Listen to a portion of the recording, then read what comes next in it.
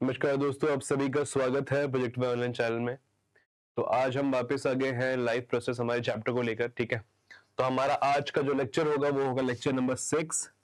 हमने इससे पहले प्रीवियस लेक्चर्स में लाइफ प्रोसेस कितनी प्रोसेसेस होती है और साथ साथ में न्यूट्रिशन जो है उसके बारे में हमने पढ़ लिया था। ठीक है, न्यूट्रिशन जो हमारी प्रोसेस थी उसमें हमने पढ़ा था कि ऑटोट्रॉफिक न्यूट्रिशन, हेटरोट्रॉफिक, फिर ऑटोट्रॉफिक में प्लांट्स कैसे करते हैं न्यूट्रिशन, राइट।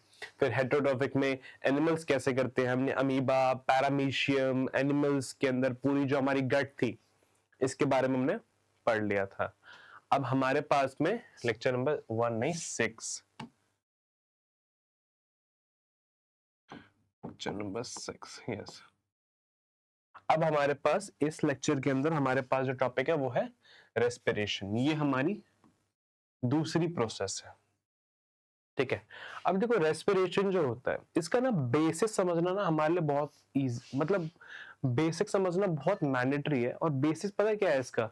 बेसिस मतलब ये है कि इसका मतलब जो रेस्पिरेशन है उसका मतलब ये नहीं होता बस तुम सांस ले रहे हो और सांस छोड़ रहे हो उसे रेस्पिरेशन बोलते हैं। नहीं नहीं नहीं, सिर्फ ये रेस्पिरेशन होता ही नहीं। हम बचपन से समझते हैं कि हम लोग जो होता है हम ऑक्सीजन लेते हैं और CO2 छोड़ते हैं और इसको ही बोलते हैं रेस्पिरेशन, बट ऐसा नहीं है। इसे कॉमन भाषा में हम बोलते हैं ब्रीथिंग। ठीक है, रेस्पिरेशन और ब्रीथिंग में फर्क होता है। रेस्पिरेशन की दो प्रोसेस होती है, उसमें से एक प्रोसेस जो होती है उसे हम बोलते हैं ब्रीथिंग। देखो हमारे पास में रेस्पिरेशन यानी कि श्वसन, श्वसन। Respiration involves gaseous exchange. ठीक है, पहला क्या है? गैसियस एक्सचेंज, गैसेस का एक्सचेंज करना, यानी कि गैसों का आदान प्रदान करना। बेसिकली ये लिख देता हूं यहाँ पे, गैसों का आदान प्रदान।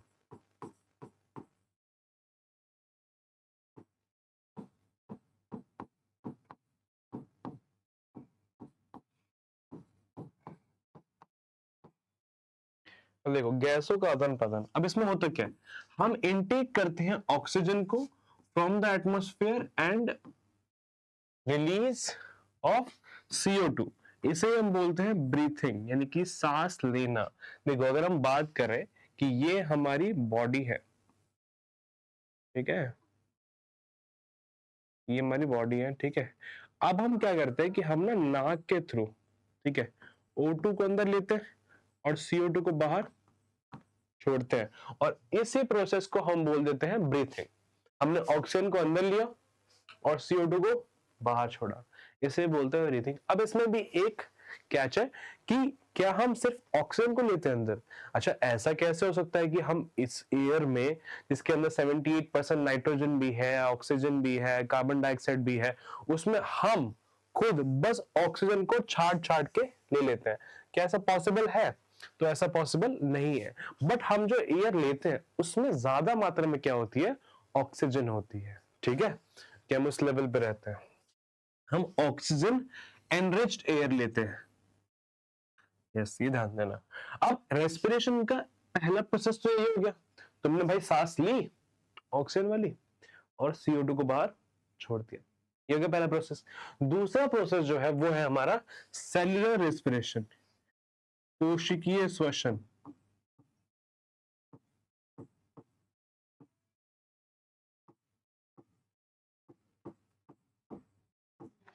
मतलब सेल्स के अंदर भी रेस्पिरेशन होता है। अच्छा, क्या सेल्स भी सांस लेते हैं? नहीं नहीं नहीं, यहां पे रेस्पिरेशन का मतलब अलग है।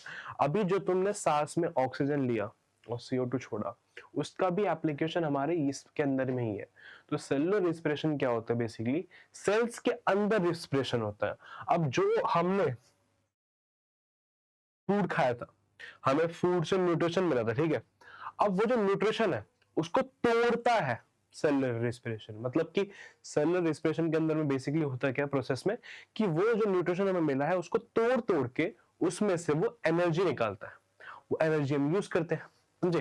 देखो, break down of simple food in order to release energy inside the cell.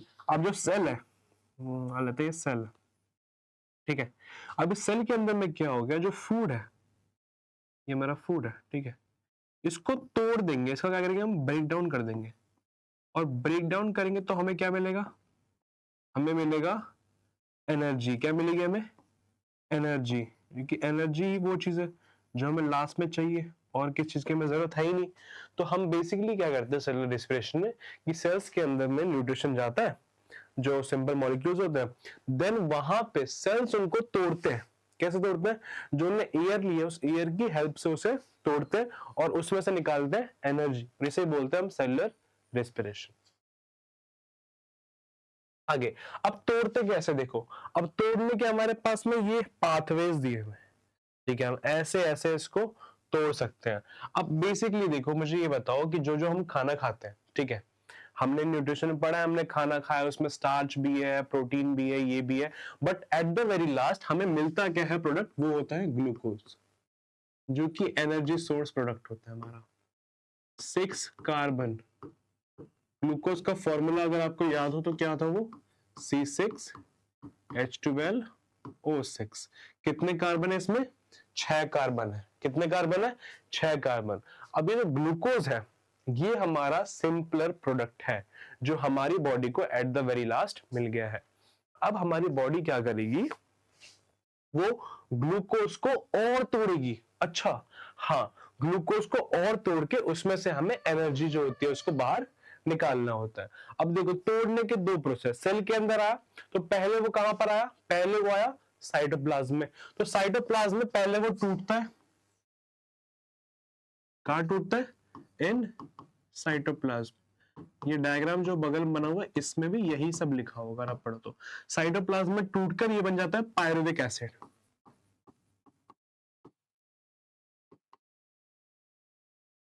या पायरुवेट बोल दो तुम। इसमें अब बस 3 कार्बन मॉलिक्यूल बचे हुए हैं। कहोगे भैया कि बाकी 3 के 3 कहां गए, अरे ऐसा कुछ नहीं है, कहीं नहीं गए, 2 बन गए पायरुविक एसिड ना हमारे पास में, 3 मॉलिक्यूल्स के, हमें तोड़ा है उसको ताकि हम उसको और सिंप्लीफाई कर सके बेसिकली, ठीक है, पायरुविक एसिड। और हाँ यहाँ पे हमारे पास में एनर्जी निकलती है तो बाकी जो होगा वो उसमें चला जाता है, 8 एटीपी एनर्जी। अभी एटीपी के बारे में समझाएंगे, कितनी एनर्जी निकलती है, 8 एटीपी एनर्जी निकलती है हमारे पास में। ये शुरुआत में हमारे पास में 8 एटीपी निकल गई एनर्जी, यही जो बाकी मॉलिक्यूल्स थे उससे तोड़ के हमें ये एनर्जी मिली। अब हमारे पास में ये पहला प्रोसेस है, ये हो गया, ये सब में सेम है, ठीक है। हमेशा क्या होगा, ग्लूकोज आएगा साइटोप्लाज्म में, वहां पे उसका ब्रेकडाउन होगा और उसको बनाएंगे हम पायरुविक एसिड, जिसमें 3 कार्बन मॉलिक्यूल्स होते हैं। बाकी जो 3 थे उनको हमने डिकम्पोज करके एनर्जी बना ली, कितनी एटीपी, 8 एटीपी एनर्जी। अब इसके बाद जो प्रोसेस है वो अलग अलग है। अगर इसके बाद वो गए माइटोकॉन्ड्रिया के अंदर में, कहां गए, माइटोकॉन्ड्रिया के अंदर, जो कि उन सेल्स में होता है जो कि ब्रीथ करते हैं। माइटोकॉन्ड्रिया में क्या होता है कि उन्हें एम्पल अमाउंट ऑफ ऑक्सीजन मिलेगा, मतलब कि प्रेजेंस ऑफ ऑक्सीजन। अब अगर जो टूटेंगी चीजें वो ऑक्सीजन की प्रेजेंस में टूटेंगी, ठीक है। अगर उसे प्रेजेंस ऑफ ऑक्सीजन मिल गया तो ये जो पायरुविक एसिड ये टूट जाएगा, CO2 प्लस वाटर और प्लस में बाकी बन जाएगी इसके पास एनर्जी। कितने एटीपी मिलेगा यहाँ पे इसको, 30 एटीपी एनर्जी, बहुत ज्यादा। इतनी एटीपी एनर्जी क्यों मिली, क्योंकि यहां पर इसका प्रॉपर ब्रेकडाउन हो गया। देखो CO2 बन गया, 1 कार्बन मॉलिक्यूल, बाकी के 2 भी जो थे वो भी टूट गए और हमारे पास में आ गए 30 एटीपी एनर्जी। ये है प्रॉपर ब्रेकडाउन। लेकिन ऐसा हमेशा नहीं होता कि वो जो है वो जाएगा माइटोकॉन्ड्रिया के अंदर में ही। अगर मान लो कि उसके पास में ऑक्सीजन हो ही ना तो दूसरी प्रोसेस होगी, कम हो तो दूसरी प्रोसेस होगी। अगर ऑक्सीजन की मात्रा अच्छी है तब तो वो आ गया भाई कि वो टूटेगा और ये बना देगा, ठीक है, हमारे पास में 30 एटीपी मॉलिक्यूल। तो कितने बन गए भाई, तो देखो अगर हम बात करें कि अगर हम प्रेजेंस ऑफ ऑक्सीजन में पूरी की पूरी अभिक्रिया करते हैं तो हमें टोटल मिल गए 8 यहां पर और 30 यहां पे, कितने मिल गए, 38 एटीपी एनर्जी। ह्यूमंस के अंदर में इतनी ही बनती है एनर्जी पर रेस्पिरेशन, जब भी एक एक ब्रेकडाउन होगा तब, ठीक है। दूसरा हमारे पास में केस है लैक ऑफ ऑक्सीजन, अगर ऑक्सीजन की कमी हो तो लैक ऑफ ऑक्सीजन। अब ये कहां पे होता है, ये होता है मसल्स के अंदर। जब आप भागते हो तो आपकी मसल्स जो होती हैं उनको प्रॉपर अमाउंट ऑफ ऑक्सीजन नहीं मिल पाता, बट उन्हें ब्रीथ करना होता है, उनको भी रेस्पिरेशन करना होता है, सेल्स को भी, राइट। तो तब जो रेस्पिरेशन करते हैं लैक ऑफ ऑक्सीजन में, तो उनके पास में मिलता है लैक्टिक एसिड बन जाता है। क्या बनता है? Lactic acid. प्लस में उन्हें मिलती है एनर्जी। ठीक है, लैक्टिक एसिड जो होता है वो 3 कार्बन का मॉलिक्यूल है, तो टोटल जो है उतना ही टूटा है, कुछ नहीं, हल्की फुल्की एनर्जी रिलीज हुई है, बहुत कम अमाउंट ऑफ। इसलिए पैर में, और लैक्टिक एसिड से क्या होता है, पैर में ऐंठन होती है। अगर तुमने देखा होगा, भागो आप बहुत, ठीक है, रनिंग करो, तो जब रुकोगे तो क्या होगा, पैर में दर्द होने लगेगा, होगा पैर में दर्द। क्यों? क्योंकि पैर में लैक्टिक एसिड बन गया तुम्हारे, समझे। और तीसरी प्रोसेस क्या है, जब ऑक्सीजन हो ही ना, तो एब्सेंस ऑफ ऑक्सीजन, ये होता है ईस्ट के अंदर में।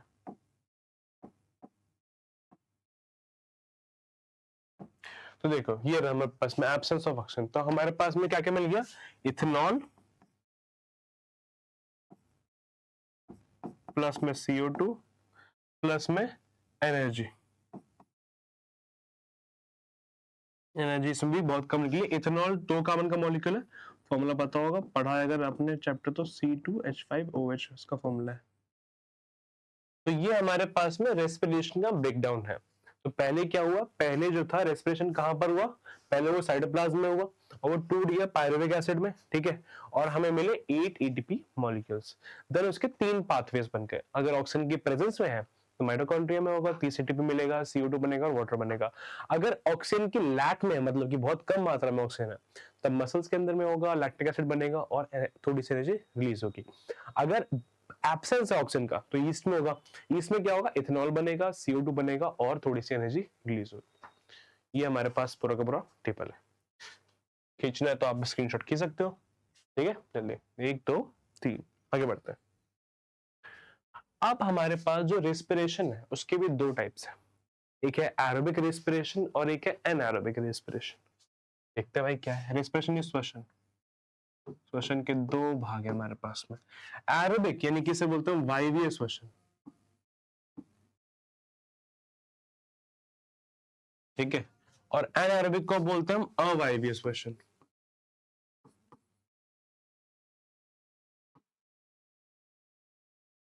ठीक है, अब वायवीय तुम नाम समझ गए होगे, एरोबिक का मतलब क्या कि भाई जो ऑक्सीजन की प्रेजेंस में लेगा, जो ऑक्सीजन की प्रेजेंस में होगा वो क्या होगा, वायवीय। Take place in the presence of oxygen. जो नहीं लेगा वो अवायवीय, अगर एब्सेंस ऑफ ऑक्सीजन में है तो सिंपल। तो इसमें कैसा होता है, एनारोबिक होता है क्योंकि उसमें ऑक्सीजन नहीं होता है। माइटोकॉन्ड्रिया में कैसा होता है, एरोबिक होता है क्योंकि उसमें होता है। ये सिर्फ माइटोकॉन्ड्रिया में हो कि माइटोकॉन्ड्रिया के अंदर में ही होता है ऑक्सीजन की हमारे पास में कैपेसिटी। तो ये कहां पे होगा, बस माइटोकॉन्ड्रिया में होगा एरोबिक रेस्पिरेशन हमेशा। और ये कहां पे होगा, साइटोप्लाज्म में होगा एनारोबिक रेस्पिरेशन। इसमें कुछ भी यूज नहीं होता है, एयर यूज ही नहीं होती, बिना उसके भी चल जाएगा। इसके जो एंड प्रोडक्ट है हमारे पास वो क्या है, CO2 देखा था अभी हमने, और H2O बने थे। इसका क्या था एंड प्रोडक्ट, या तो अल्कोहल बनेगा या फिर लैक्टिक एसिड। अगर बिल्कुल ही एब्सेंस है तो अल्कोहल, अगर थोड़ा बहुत है तो लैक्टिक एसिड, बट उसको भी हम एनारोबिक में ही गिनते हैं। एरोबिक मतलब ये होता है एम्पल अमाउंट ऑफ तुम्हारे पास होनी चाहिए ऑक्सीजन। इसमें एनर्जी ज्यादा अमाउंट रिलीज होती है, देखा हमने 30 ATP होती है, 38 ATP। इसमें क्या होती है, कम अमाउंट में होती है, टोटल 8 to 10 ATP होती है, दैट्स इट। कम अमाउंट में एनर्जी रिलीज होती है, ठीक है। चले आगे। अब हमारे पास में है ह्यूमन रेस्पिरेटरी सिस्टम, या फिर बोले तो हिंदी में मानव श्वसन तंत्र। ह्यूमन रेस्पिरेटरी सिस्टम या फिर मानव श्वसन तंत्र क्या होता है, तो अगर हम इसको बोले तो ये वो तंत्र है जिससे हम सांस लेते हैं। तो हम पूरे के पूरे अपने वे की बात करें कि हम सांस कैसे कैसे कैसे कैसे कैसे कैसे सांस हमारे अंदर जाती है, ठीक है। तो यहां पर हमारे पास में ये दिया हुआ है, वैसे तो हम क्या करते हैं कि चलो यहाँ पे दिया हुआ है बट स्टिल चलो ठीक है, इससे समझ लेते हैं, इजी भी है यहाँ पर, ठीक है। पहला हमारे पास में, अब ना पूरा पैसेज समझ रहे हैं हम, ठीक है, कि कैसे कैसे रेस्पिरेटरी सिस्टम जो हमारा पूरा का पूरा फेफड़े इन सब से होकर कैसे कैसे सांस जो होती है वो जाती है प्रॉपर हमें समझना है A to Z, ठीक है, रेस्पिरेटरी सिस्टम में। तो पहले हमारे पास में नासा द्वार,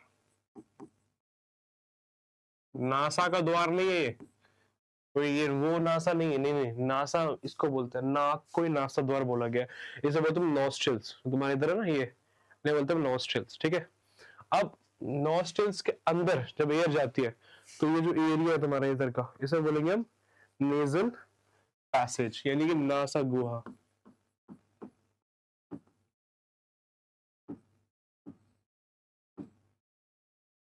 ठीक है, इसके बाद में नेजल, अच्छा नेजल पैसेज, और फिर ये नेजल कैविटी में आ गया, फिर वो यही अंदर में नेजल कैविटी होती है पूरी की पूरी। अब इसके बाद में वो आया फेरिंग्स में, फेरिंग्स यहाँ पर होता है, जस्ट इसके नीचे से अंदर से रास्ता है, वहां से वो आया फेरिंग्स में, और फेरिंग्स के बाद वो आया लैरिंग्स में, इसे ही वॉइस बॉक्स भी बोलते हैं। फेरिंग्स जो होता है वो हमारे पास बहुत ही इंपॉर्टेंट एरिया है, टू बी ऑनेस्ट, देखा जाए तो वो फूड पाइप को और विंड पाइप को अलग अलग रखता है वॉइस बॉक्स में। फिर हमारे पास में है ट्रैकिया। अब देखो ये जो ट्रैकिया वाला सिस्टम आ गया, फेरिंग्स हो क्या है, लैरिंग्स हो क्या है, अब वो आ गया ट्रैकिया में। ये यहाँ पे तुम्हारे ट्रैकिया है, ठीक है, इस पूरी के पूरे जो यहाँ पे एक पाइप आ रही होती है, इस पूरी पाइप को क्या बोलते हैं हम, ट्रैकिया बोलते हैं, ठीक है। अब इस ट्रैकिया तक ये लंग्स के बाहर की सीन थी। अब यहाँ से जो होंगी हमारी जो पाइप्स है वो अंदर जाएंगे लंग्स के, ठीक है, यहाँ हमारे लंग्स होते हैं प्रॉपर, तो अब ये ट्रैकिया है, अब ट्रैकिया से अंदर जाएंगे पाइप्स लंग्स के, देखो हाँ। तो ट्रैकिया के बाद हमारे पास में पहले आया ब्रोंकाई, ठीक है। अगर ये सिंगल है, सिंगल मतलब वो सिंगल नहीं, सिंगल मतलब अकेला है तो इसे ब्रोंकस बोलेंगे, ठीक है। और अगर ज्यादा है तो ब्रोंकाई बोलते हैं, क्योंकि हमारे बॉडी में ज्यादा मात्रा में, तो उनको ब्रोंकाई बोलेंगे। तो वो पहले कहां पर है, ब्रोंकाई में आए, फिर ब्रोंकाई जो होंगे वो और बटेंगे, और वो बन गए ब्रोंकियोल्स। क्या बन गए, ब्रोंकियोल्स। क्या बन गए वो, ब्रोंकियोल्स। अब ब्रोंकियोल्स के जो एंड्स होते हैं उन्हें बोलते हैं एल्वियोली, क्या बोलते हैं, एल्वियोली। और फिर हमारे पास में उसी में आएंगे ब्लड कैपिलरीज। अब देखना इसको ना जरा मैं एक पेज में लेकर समझाता हूं तुम्हें। तो ये जो है ये हमारा ट्रैकिया,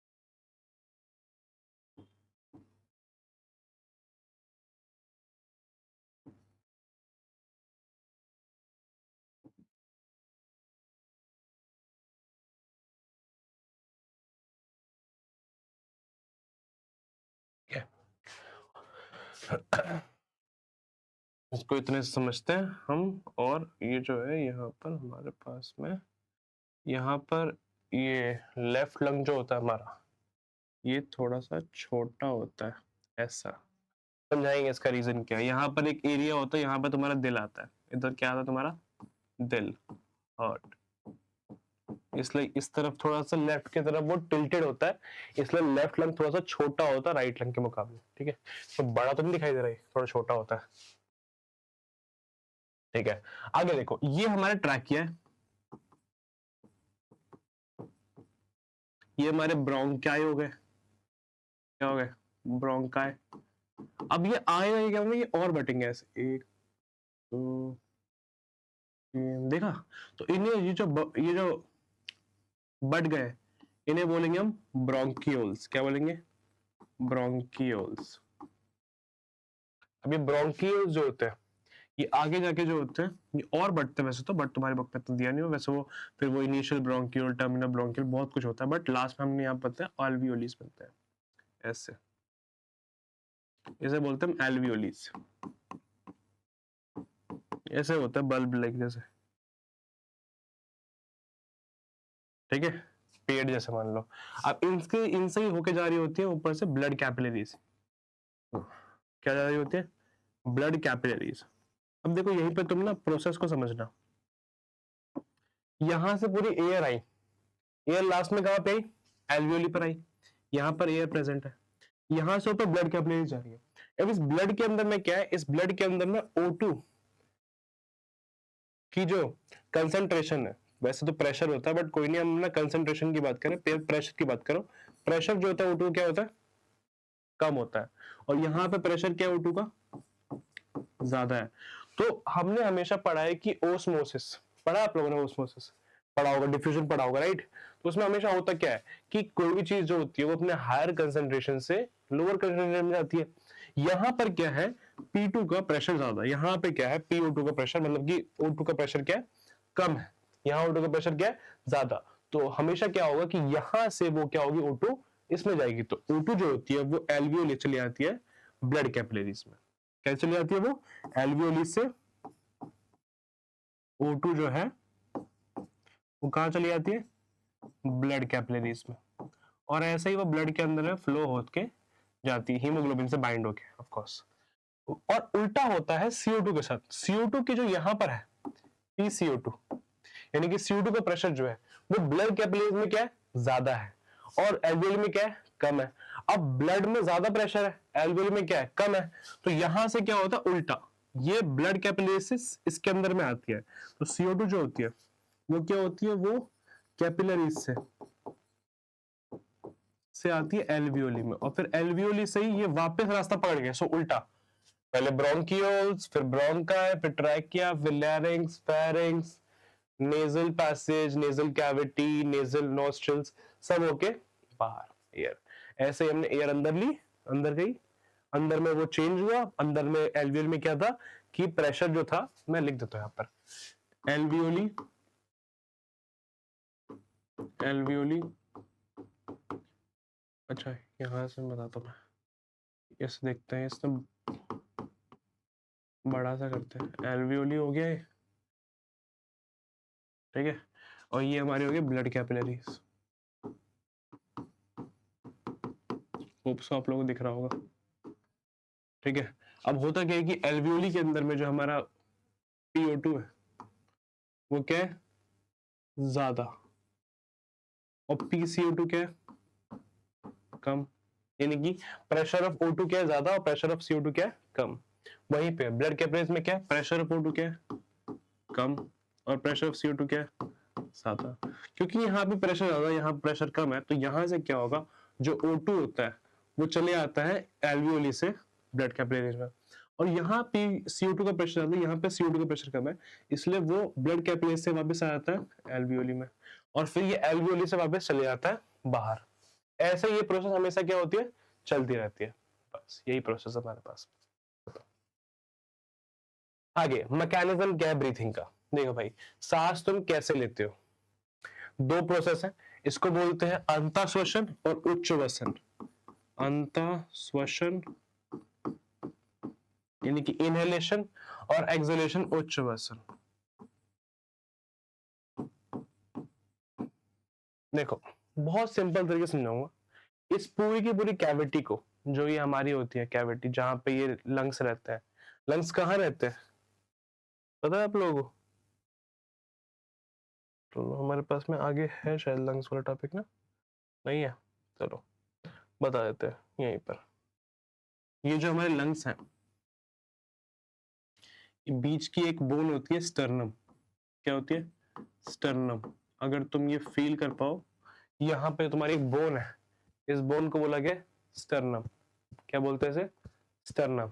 अब ये स्टर्नम है, इसके अराउंड में रहती है रिब केजेस,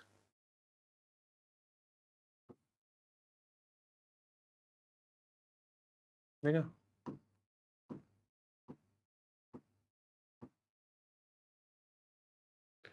ये हमारी रिब केज होती है, जो कि यहाँ पे तुम्हें फील होंगी ऐसे, ठीक है। हमारे पास में रिब्स होती हैं टोटल, राइट, ये जो रिब्स होती हैं ये आगे से जाती हैं पीछे की ओर जाके जुड़ती है हमारी वर्टेबल कॉलम पर।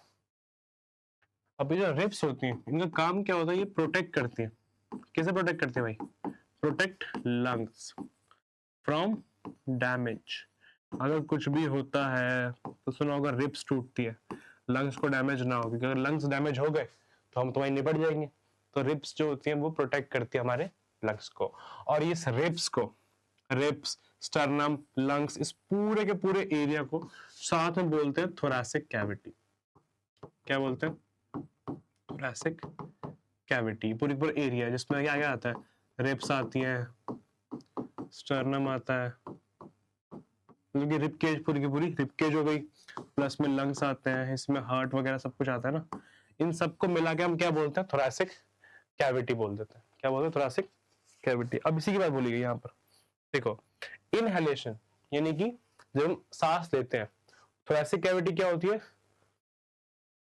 एक्सपैंड करती है। तुमने सांस लिया, जो तुम्हारी चेस्ट कैविटी है क्या होगी? एक्सपैंड करेगी, है ना, बड़ी होगी। तो थोरैसिक कैविटी होती है वो क्या होती है? एक्सपैंड करती है, बड़ी होती है। और जब ये थोरैसिक कैविटी बड़ी होती है, ठीक है, देखो ऐसे सांस छोड़ दी, वैसे रिब क्या होता है? ऊपर की ओर लिफ्ट हुए। तो तुमने सांस ली, देखना रिब्स क्या हुए? ऊपर की ओर लिफ्ट हुए। दो चीजें बढ़ गई, पहला क्या? थोरैसिक कैविटी एक्सपैंड होती है, दूसरा क्या होता है? रिब्स के ऊपर की ओर लिफ्ट होता है। साथ साथ में ये जो अगर हमारे लंग्स होते हैं, इनकी बात कर रहा हूं मैं, ये जो लंग्स है, ये मान लो ये लंग्स हमारे, ठीक है, ये जो लंग्स होते हैं ये लाई कर रहे होते हैं एक डोम शेप मेम्ब्रेन पर। ऑर्गन, ऑर्गन बोल लो तुम इसे। इस ऑर्गन का नाम है हमारा डायाफ्राम। क्या नाम है? डायाफ्राम।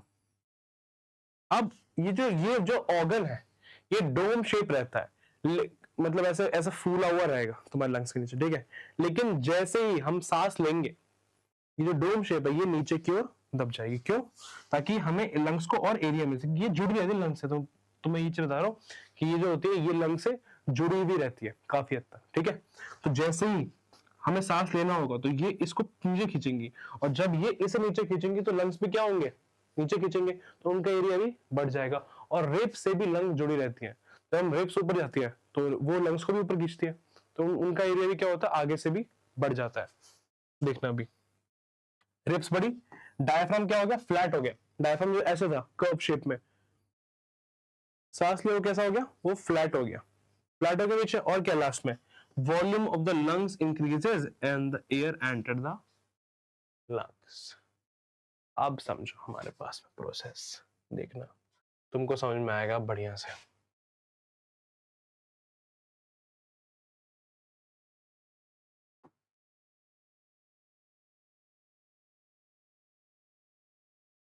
ठीक है, देखो हमने बोला चार चीजें। पहला, तुमने सांस लिया, थोरैसिक कैविटी एक्सपैंड हुई, रिब्स ऊपर खींच, रिब्स जब ऊपर खींच रही है तो वो लंग्स को भी ऊपर खींच रही है, तो लंग्स का एरिया बढ़ रहा है वहां पर। ये जो डायफ्राम है ये नीचे क्या हो गया? फ्लैट हो गया शेप में।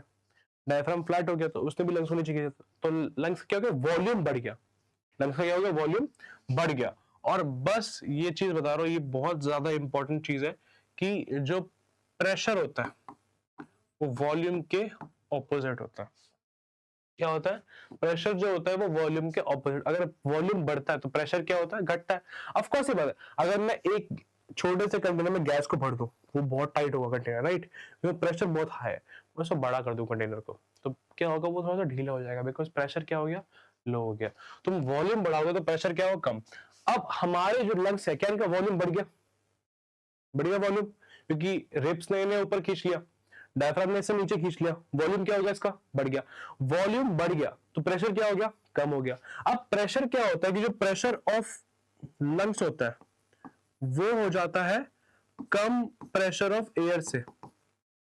कब? जब तुम इनहेल कर रहे हो तब, इनहेलेशन। तो लंग्स का प्रेशर क्या हो गया? कम हो गया। बाहर क्या प्रेशर है? ज्यादा। तो बाहर से एयर क्या होती है? अंदर डिफ्यूजन के थ्रू आ जाती है। बाहर से एयर क्या होती है? अंदर आती है। देखो आप भी देखना, तुमने रिब्स को ऊपर खींचा, डायफ्राम को नीचे खींचा, ठीक है, लंग्स बड़े हो गए, वॉल्यूम बढ़ गया, वॉल्यूम बढ़ गया, प्रेशर क्या हो गया? कम हो गया। प्रेशर बाहर एयर से भी क्या हो गया? कम हो गया। तो बाहर प्रेशर ज्यादा, अंदर कम, बाहर से एयर अंदर, डिफ्यूजन। तो एयर क्या होती है? अंदर, एयर एंटर लंग्स।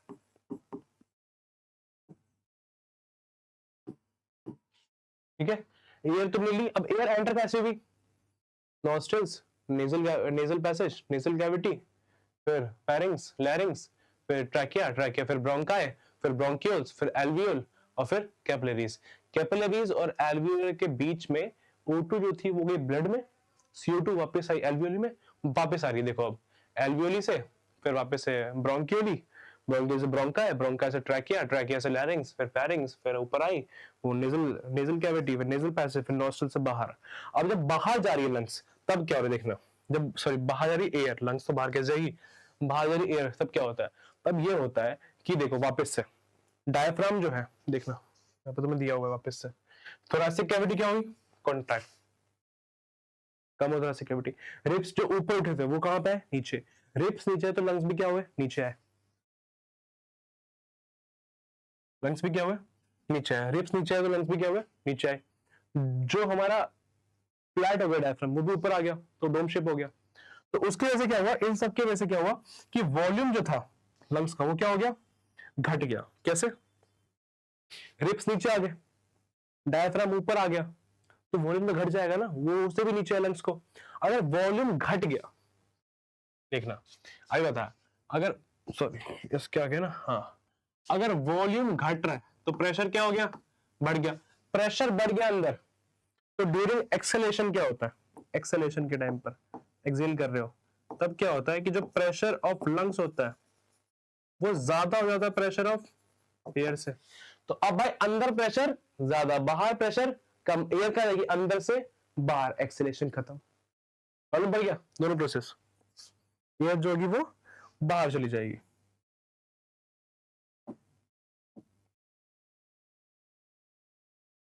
तो बहुत ही सिंपल प्रोसेस थी हमारे पास में, है ना। इस सिंपल प्रोसेस में क्या हुआ देखो, पहली बात तो पहले जो था हमारे लंग्स ने, लंग्स रिब्स ऊपर गए, थोरैसिक कैविटी एक्सपैंड हुई, डायफ्राम जो हुआ फ्लैट हो गया, एयर अंदर आ गई क्योंकि वॉल्यूम बढ़ गया, प्रेशर कम हो गया। उल्टा हुआ, एयर वापस से बाहर गई, क्यों, क्योंकि रिब्स नीचे आ गया, थोरैसिक कैविटी कॉन्ट्रैक्ट हो गया, जो डायफ्राम डोम फ्लैट हो गया था वो डोम शेप का हो गया, तो साइज क्या हो गया, लंग्स का रिड्यूस हो गया, वॉल्यूम रिड्यूस हो गया, वॉल्यूम रिड्यूस हो गया तो फिर प्रेशर क्या हो गया, ज्यादा हो गया अंदर, और अंदर प्रेशर ज्यादा, बाहर प्रेशर कम, तो एयर क्या हुई अंदर से बाहर चली गई। सिंपल, इजी था। आगे देखते हैं हमारे पास में, यही बता देगा भाई, ये नॉस्ट्रल है हमारे पास में, नेजल पैसेज है, यहाँ पे फेरिंग्स आएगा, यहाँ पे लैरिंग्स आएगा, वॉइस बॉक्स हमारा, फिर ये रिंग्स ऑफ कार्टिलेज है, बहुत सारी कार्टिलेज होती है हमारे पास में, इसमें जो ट्रैकिया होता है, हाँ ध्यान देना, यहाँ पे ट्रैकिया में रिंग्स ऑफ कार्टिलेज होती है। उसके बाद में ये ट्रैकिया विंड पाइप है हमारे पास में, फिर ये ये ब्रोंकाई आ गया, इसे ब्रोंकस बोल दिया क्योंकि एक ही है हमारे पास में इसलिए। आगे यहाँ पर आ गया हमारे पास में ब्रोंक्यूल्स, देखो, और लास्ट में आ गया एल्वियोलर सैक, और यहीं पे होता है हमारा एक्सचेंज ऑफ गैस। कहाँ होता है एक्सचेंज ऑफ गैस, ध्यान देना, एक्सचेंज ऑफ गैस वही होता है जहां पे एल्वियोलीज होती है और कैपिलरीज होती है। ये प्रोसेस दिया हुआ देख लो, रिब्स ऊपर गई, डायफ्राम नीचे, ये देखो डायफ्राम जो है वो जुड़ा हुआ है किससे, लंग से, रिब्स भी जुड़ी होती है लंग से, देखो यहाँ पर, तो वो उसे खींचती है ऊपर की ओर, देखो इसमें सिकुड़ दिया उसे क्योंकि वो नीचे आ गई। समझ में आ गया, ये सब उनसे ही होता है, वॉल्यूम बढ़ेगा तभी वो आता है। Exchange of gases between alveoli blood and tissue, समझा दे वैसे, मैंने देखो, एयर रिच इन ऑक्सीजन, जो ऑक्सीजन में इनरिच एयर है वो एल्वियोलस में आई, अब वो ब्लड में एंटर करेगी, क्यों, ब्लड वेसल्स के थ्रू, और क्यों एंटर करेगी, याद है क्यों एंटर करेगी यहाँ ब्लड वेसल्स में वो, क्योंकि जो PO2 है यानी प्रेशर ऑफ O2 है वो लो है, बोलो pressure of O2 in, pressure of O2 in alveoli is more than pressure of O2 in blood, इसलिए वो क्या होता है, वो ब्लड में एंटर करता है। ये पढ़ लिया था हमने अभी थोड़ी देर पहले। अब ब्लड में एंटर हुआ तो ऐसे ही नहीं घूमता ऑक्सीजन कहीं पर भी, ब्लड में एंटर होने के बाद उसका पहला काम होता है कि भाई जाकर ढूंढ लो हीमोग्लोबिन भैया को और उनके साथ जुड़ जाओ। तो जैसे ही वो हीमोग्लोबिन से जुड़ गया, ठीक है, अब वो हीमोग्लोबिन से जुड़ गया, अब वो गया टिश्यूज के अंदर में, टिश्यूज में जाके क्या होता है कि वो जो हीमोग्लोबिन होती है वो ऑक्सीजन को छोड़ देती है। अब ऑक्सीजन की जरूरत थी वहां पर टिश्यूज को, टिश्यूज ने ऑक्सीजन को लिया, और देन वहां पे क्या हुआ, रेस्पिरेशन। कैसे, ऑक्सीजन लिया, सेलुलर रेस्पिरेशन नहीं हुआ, सेल्स के अंदर में पहले बना पायरुविक एसिड, फिर बनाया हमारे पास में याद एनर्जी, यस परफेक्ट, रिलीज इन टिश्यूज, फिर ग्लूकोज को तोड़ा भाई, क्या बना, CO बना हमारे पास, CO2 प्रोडक्शन, और फिर टिश्यूज के अंदर में खत्म, भाई सेम। अब CO2 को वहां से उठाया हमने टिश्यू से, CO2 हमें मिलता है, हमने देखा था जब ग्लूकोज को तोड़ते हैं पूरा का पूरा ऑक्सीजन के प्रेजेंस में, तो हमें लास्ट क्या मिलता है CO2 प्लस में वाटर प्लस में 30 ATP मॉलिक्यूल, इन टोटल 38 हो जाते हैं हमारे पास में। तो CO2 जो मिला हमारा किसी काम का नहीं है, उसे हमें बाहर निकालना है। तो CO2 जो होगा वो ब्लड के अंदर रिलीज होगा और ब्लड में घुल जाएगा, घुल के आता है वो एक, अभी तुम्हें पढ़ना नहीं है, उसका नाम होता है कार्ब अमीनो हीमोग्लोबिन, बट वो हमारे काम की चीज नहीं है तो उसे हम छोड़ देंगे, ठीक है। Carried through blood vessels, blood vessels इसे लेके जाती है और फिर ये रिलीज होता है कहां पर, एल्वियोलर सैक में। ब्लड वेसल्स वापस आई कहां पर, एल्वियोलर सैक में, जो हमारे एल्वियोलिस थे वहां पर उनके पास में, और वहां पे क्या है, PCO2 जो है वो इन ब्लड, ब्लड के अंदर प्रेशर क्या है उसका ज्यादा है PCO2 इन एयर के मुकाबले, तो ब्लड में क्या ज्यादा प्रेशर है, तो ब्लड से CO2 कहां चले जाएगा, बाहर चले जाएगा, तो वो चले जाता है एल्वियोलर सैक में, और फिर उसके बाद वो चले जाता है नॉस्ट्रिल से बाहर, खत्म। देखना, टेरेस्ट्रियल ऑर्गेनिज्म जो होते हैं वो यूज करते हैं एटमॉस्फेरिक ऑक्सीजन, पता है एटमॉस्फेयर से लेंगे ना सीधे, जो भी जमीन पे रहेंगे वो एटमॉस्फेयर से ऑक्सीजन ले लेंगे, लेकिन जो एक्वेटिक होते हैं वो डिसॉल्व ऑक्सीजन को लेते हैं, जो H2O होती है उसमें भी तो ऑक्सीजन है, ये रहा, तो उसको लेते हैं। अब इसमें ना हमारे पास में उसमें एक चीज आती है जो पूछते हैं कि ब्रीथिंग रेट के बारे में, ब्रीथिंग रेट क्या होता है बता दो मैं आप लोगों को, ब्रीथिंग रेट, पल्स भी बोल सकते हो, मेजर कर सकते हो, तो उधर उसको breaths per minute,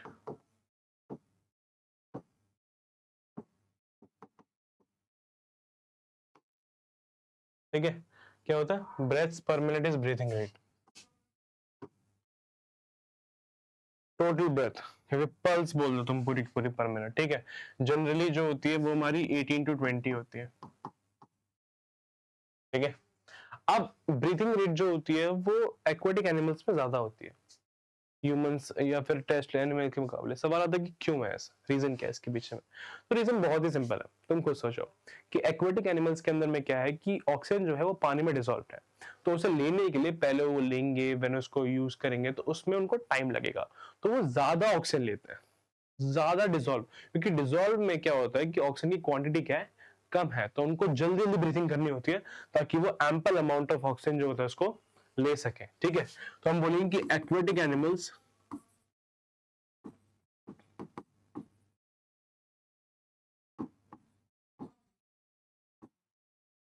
have high breathing rate, क्योंकि उन्हें ज्यादा ऑक्सीजन लेनी होती है बिकॉज वो डिसॉल्व रहती है पानी के अंदर, इसलिए उनकी ब्रीथिंग रेट क्या होती है, ज्यादा होती है। लास्ट हमारे पास में टॉपिक है रेस्पिरेशन प्लांट्स, पादपों में श्वसन,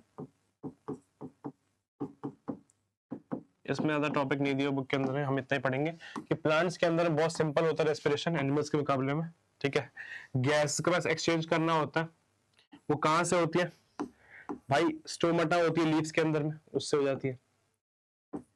स्टेम्स के अंदर में लेंटिसल सेल्स होते हैं, उनसे हो जाती है, ठीक है। और वरना जो रूट की सरफेस होती है, जनरल सरफेस, उससे भी एक्सचेंज ऑफ गैस से होते है, तो तीनों से हो गई, लीफ से भी हो गई, लीफ से हो गई, स्टेम से हो गई और रूट से, तीनों से एक्सचेंज हो जाती है। तो ये बहुत सिंपल प्रोसेस होती है, इनमें इतना कुछ कॉम्प्लेक्स होता नहीं है, बस इतना ही इसको याद देख लेना। यही तुमसे पूछेंगे कि रेस्पिरेशन कैसे कैसे होता है, लीव्स में स्टोमाटा से होता है, स्टेम में लेंटिसल से होता है, और रूट्स में उसके सरफेस से होता है, जनरल सरफेस से, खत्म। तो इसी के साथ हमारे आज का लेक्चर समाप्त होते हुए होप सो कि आपको चीजें समझ में आ गई होंगी। अगर कुछ नहीं आया तो कृपया पीछे जाए, लेक्चर कॉपीज देखें, वरना कमेंट में जो भी आपके सवाल है उसे उन्हें ड्रॉप कर दे, ठीक है। हम उन्हें एड्रेस करेंगे जरूर जरूर जरूर। तो मिलते हैं आपसे अगली क्लास में, तब तक के लिए धन्यवाद, शुक्रिया, अपना ख्याल रखिए और पढ़ते रहिए, धन्यवाद।